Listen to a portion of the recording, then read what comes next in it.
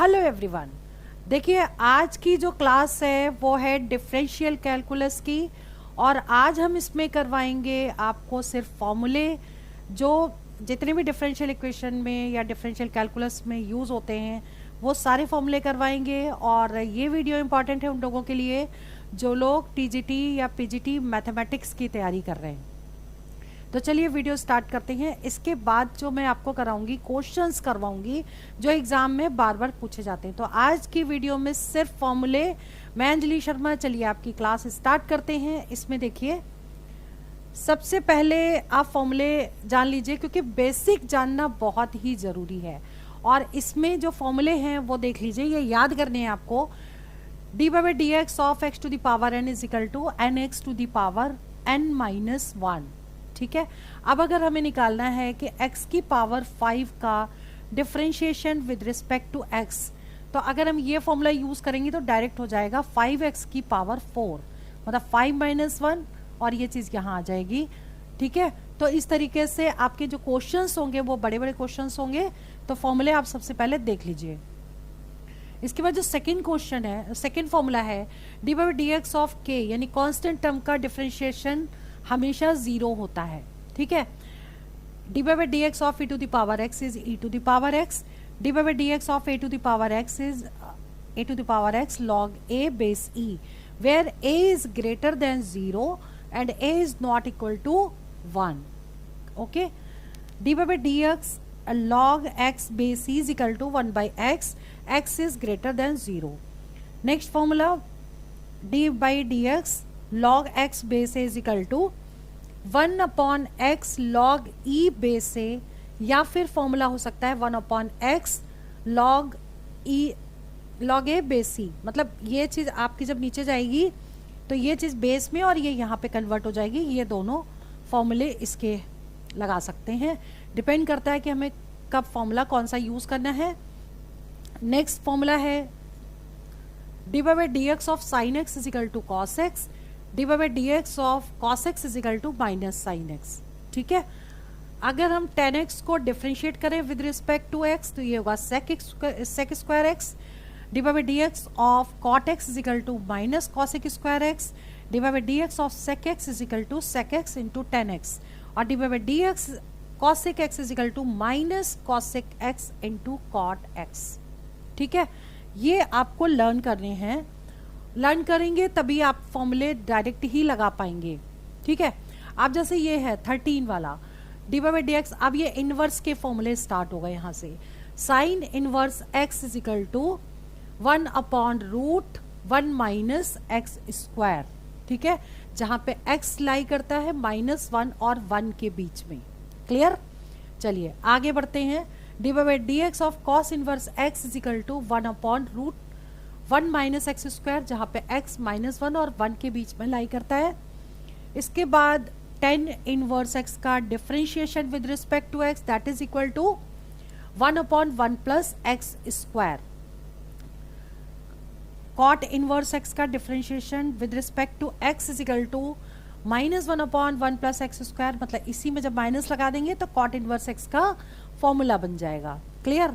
चलिए dy/dx of sec inverse x is equal to 1 upon x root x square minus 1। Next है dy/dx of cosec inverse x is equal to -1 upon x root x square minus 1। ठीक है।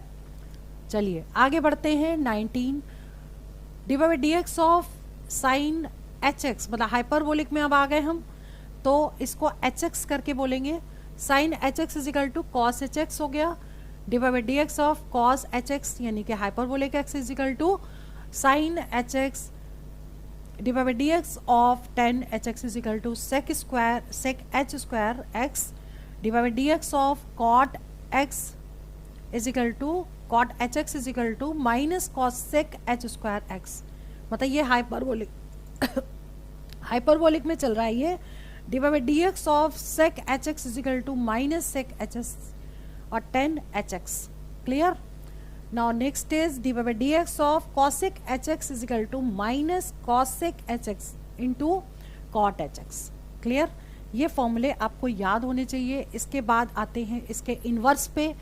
Inverse भी देख लीजिए, बिल्कुल जैसे पहले सिंपल था, और ये भी h लग गया इसमें, divide by D x of sine h inverse x is equal to 1/√1 plus x square divide by D x of cos h inverse x is equal to 1/√x square minus 1. Clear?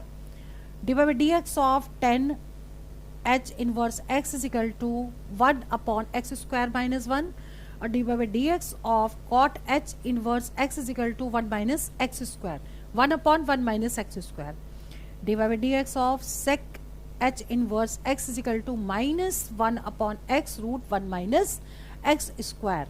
तो जहां पे अगर differentiate इसको करना होगा direct ये value put कर देंगे. ठीक है.